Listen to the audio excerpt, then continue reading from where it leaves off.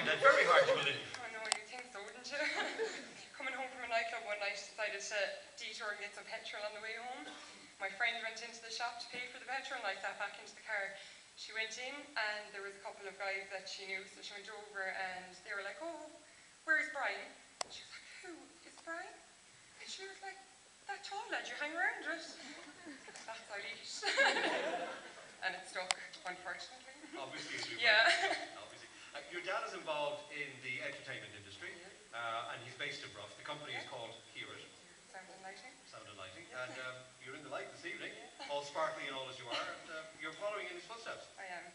I work occasionally with him doing sound and lighting. I love lighting.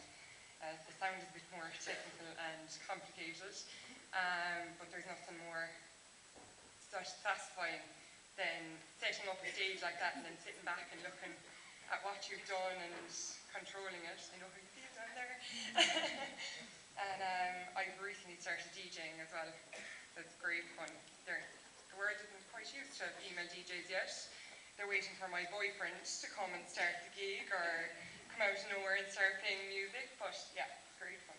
Breaking down the doors, that's what we like. Yeah. Yes, gender equality all the way around. Exactly. Now, I meant to mention you're from Bruff. I am from Bruff. And you were a former entrant in the Morning Star Rose competition a couple of years ago. Yeah. You went from that into the committee. So you have a kind of a background knowledge to how this kind of event would work from a whole variety of angles. Yeah, well, the committee is totally different. It's just kind of behind the scenes in a smaller kind of context of what the Limerick Rose is, but it's great. You get to, I love organising events and organising people and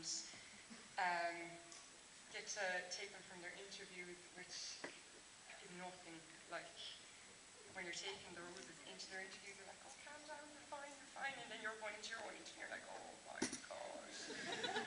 Listen to yourself, Eilish. Oh, judges are great. They're lovely, no they are. They make us feel very welcome. Staring at you intensely.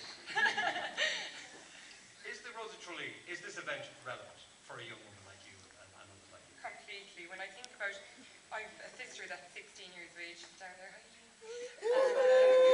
I think when I was her age, we had the Rose of Tralee to watch every year and look at the women and look at these role models and ambassadors, and just like they're so strong and independent and beautiful. And I think it's an awful lot more, I don't know what word I'm looking for, but it's better for them to be looking at the Rose of Tralee and the girls entering it rather than looking at these pop stars and all these empty idols. So you definitely need someone to look up to like Rose of Tralee. You look up to your dad quite a bit. I know he plays an important role in your life. So much so that you have entered into a celebrity fundraising dance-a-thon. Would that be a fair way to describe it? Yes, the celebrity come dancing for Limerick breast cancer.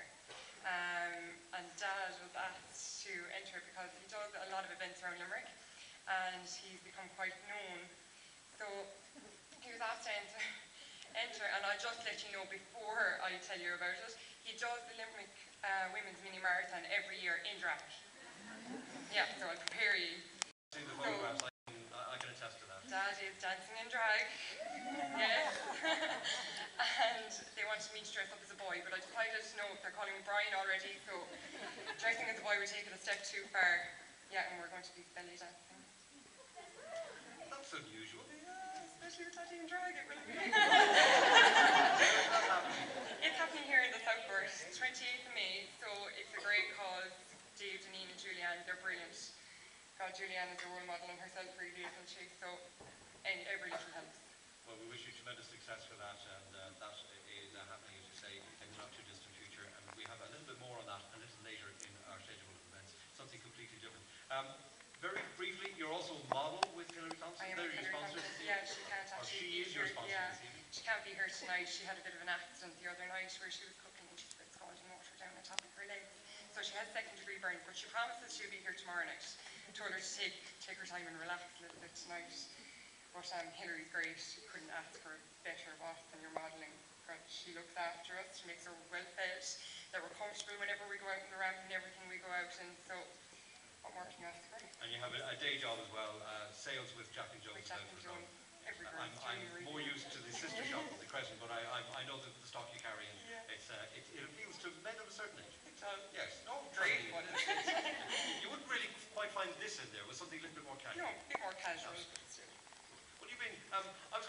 casual, but that's the wrong. You've been very comfortable to chat with. Thank you very And much. thank you for putting some effort in, as all the roses have, because we had an opportunity in the last couple of weeks to kind of get to know each other a little bit better.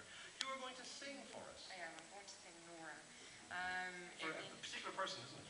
Yeah, it means a lot to our family because my grandmother's name was Nora and it was my granddad's favourite song.